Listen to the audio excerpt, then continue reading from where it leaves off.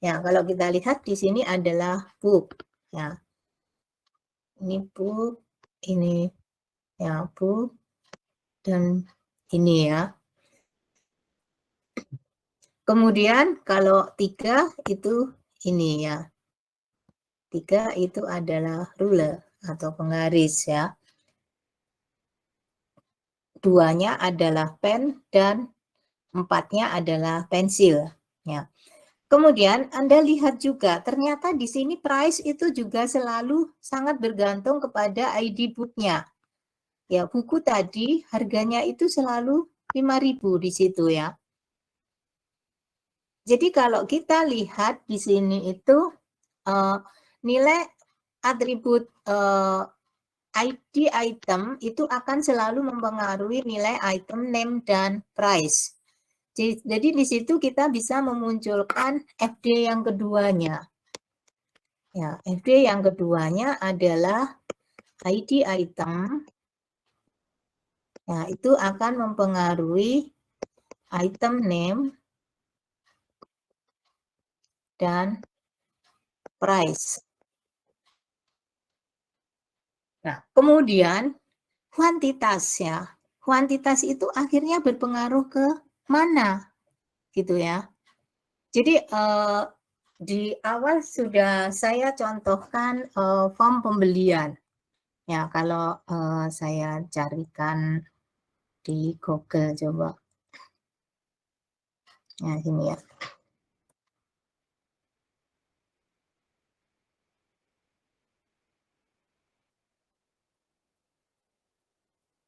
Nah, kita lihat di sini ya. Kelihatannya. Ini aja ya.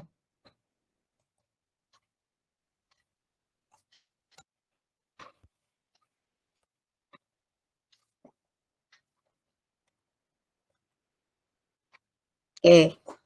Di sini ya, kalau kita melihat ada suatu form pembelian, ya, di situ kan mesti ada di sini adalah nama yang membeli tadi ya, nama identitas tadi. Makanya di situ tadi kayak ID order, ya, di sini akan tertulis adanya ID, sorry, ya ini ya. Jadi di sini ada pembelian barang, itu ada dari supplier ya. Kalau kita di situ adalah tadi pembelian apa itu? Sebentar. Yang tadi itu adalah ID ordernya. Ya, jadi kalau kita lihat di sini tadi ada nomor ordernya. Kemudian karena kita yang akan menjual ya di sini ya. Kalau ini adalah membeli. Jadi PT Solusi Sarana Sehat itu membeli barang ya, mensuplai. Tetapi kalau yang dicontoh itu adalah si tokonya akan menjual barang-barang. Jadi dia menjualnya adalah ke customer.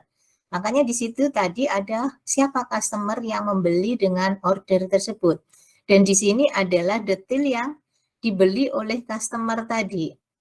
Jadi kuantitas yang ada di sini tadi itu sangat bergantung kepada nomor ordernya tadi dan juga kode barangnya. Jadi kalau kita lihat di sini kita mempunyai ya, kita mempunyai FD yang ketiga itu adalah ID order, ID item itu akan mempengaruhi terhadap kuantitasnya. Jadi akan mempengaruhi terhadap jumlah barang yang dibeli. Jadi sebenarnya di situ sama ya di sini tadi ya, ketika pasien melakukan transaksi pembelian. Jadi kalau dilihat dari ERD-nya itu adalah customer, ya customer di situ melakukan pembelian terhadap item tadi. Ya, ini ketika pembelian ini dia akan ada berapa jumlah yang dia beli. Ya, akhirnya dia tergantungnya kepada di sini kan ada ID customer. Ya, kemudian di sini ada ID item ya. Nah, tetapi ketika pembelian di sini kan kita mempunyai ada ID ordernya tadi. Nah, itulah gambarannya. Jadi di situ akan terbentuk 3. Sama ya, ketika seingat saya waktu kuliah saya mencontohkan pergi ke minimarket ya. Pergi di minimarket Anda mendapatkan struk. Yang di atas itu adalah kode customer-nya, nomor ordernya. Nah, kemudian yang di bawah itu adalah detail ya. Jadi ada detail barang-barang yang kita beli di supermarket itu. Oke, mungkin itu ya gambarannya dari apa yang ada di dalam UTS kemarin ya. Jadi dari situ nanti Anda bisa melihat kembali ya mana yang merupakan tadi ya fungsional dependensinya ya dari normalisasi tadi ya. Jadi intinya kita akan menentukan fungsional dependensinya. Jadi kalau kita lihat di situ karena masih ada redundancy data, di situ tabel tersebut belum masuk di dalam bentuk normal kedua karena adanya redundancy data. Makanya kita harus menghilangkan adanya redundancy data tersebut dengan melakukan functional dependency. Oke, mungkin itu gambarannya dari UTS kita kemarin. Jadi bisa menjadi bahan review buat kalian ya. Oke, ada yang ditanyakan? Silahkan kalau ada yang ditanyakan. Kemarin yang dapat 90 kelas B atau kelas A ya? Oh, kelas A ya. Kelas A itu ada yang dapat 90 ya nilai UTS-nya ya. Oke, ada yang ditanyakan atau tidak?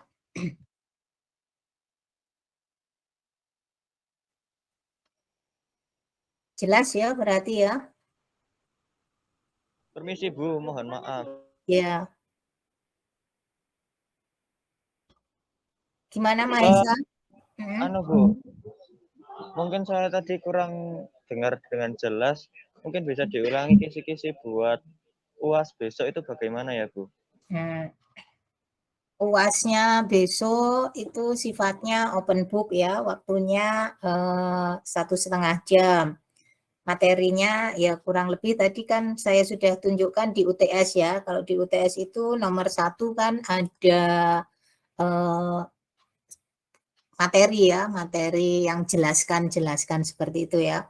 Nanti sama di situ di UTS-nya adalah materinya yang nomor 1 itu tentang sistem informasi ya. Jadi kemarin kalian kan ada 6 kelompok ya, sudah mempresentasikan mulai dari hardware ya, hardware, software, kemudian ada e-commerce, ada mobile commerce ya, misalkan apa bedanya antara e-commerce dan mobile commerce, kemudian apa yang dimaksud dengan sistem pendukung keputusan ya kemarin ataukah decision support system dan juga MAIS, kemudian ada internet, extranet dan intranet ya, itu intinya di nomor 1 itu nanti adalah soal-soal tentang materi sistem informasi. Kemudian yang kedua itu adalah soal tentang ERD ya nanti ya. Jadi kurang lebihnya ya tadi ya sama ya poliklinik. Kalau di situ tadi adalah poliklinik XYZ. Nanti misalkan di sana ada Departemen Teknik Elektro memiliki beberapa prodi dan seterusnya ya. Itu nanti saya minta Anda membuat ERD-nya ya. Dan langsung output ERD hasil akhirnya aja, nggak usah pakai langkah-langkahnya ya. Jadi langsung, tetapi ERD yang lengkap ya. Nanti sudah ada entitasnya, tetapi juga ada hubungannya one to one atau one to many itu sudah diberi juga ya kardinalitasnya, apakah wajib ataukah opsional. Kemudian juga diberi atribut, mana yang merupakan atribut primary key dan juga atribut yang lainnya. Itu untuk soal nomor kedua atau ketiga, saya lupa ya, saya sudah kirimkan soalnya. Kemudian satu soal lagi itu tentang praktikum basis data. Jadi tentang SQL ya. Jadi kalian sudah mempelajari tentang bahasa di dalam basis data. Ya, di sana saya berikan query, misalkan tampilkan data mahasiswa. Jadi di bawah nanti saya akan memberikan tabel mahasiswa. Anda akan memberikan sintak SQL-nya dan query yang dihasilkannya.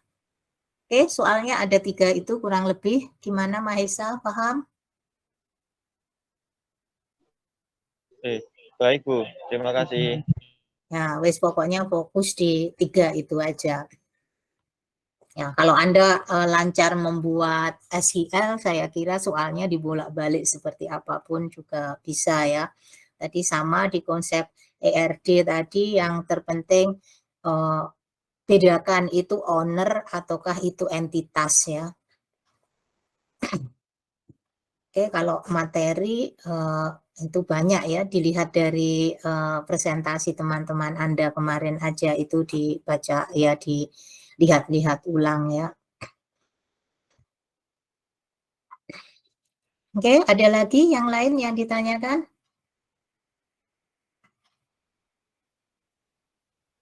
Silakan.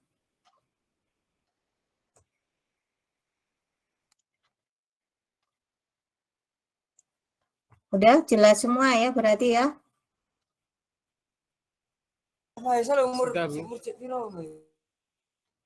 Baik, sudah Pak Ek? Sudah. Oke. Oke, mungkin itu ada lagi enggak sebelum kita akhiri? Saya hanya menyampaikan yang di terakhir gitu ya. Dan pesan saya tadi ya, jangan kerjasama ya. Sifat kalian adalah open book, tapi tidak open laptop ya. Sama seperti UTS kemarin, silakan bikin catatan sebanyak-banyaknya terserah. Oh, the best. Nah, kenapa Faris? Enggak bu, kepencet bu. Oh, kepencet. Oke ya.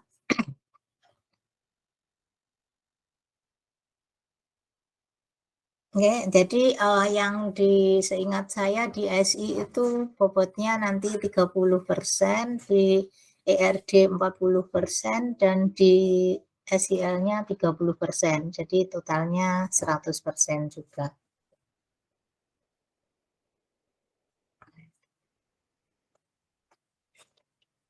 Oke, cukup atau masih ada yang ditanyakan? Insya Allah cukup Bu. Ya, oke ya. Selamat belajar. Nanti udah nggak ketemu lagi ya. Ketemunya nanti semester depan lagi ya. Semoga lulus semua ya. Amin. Amin.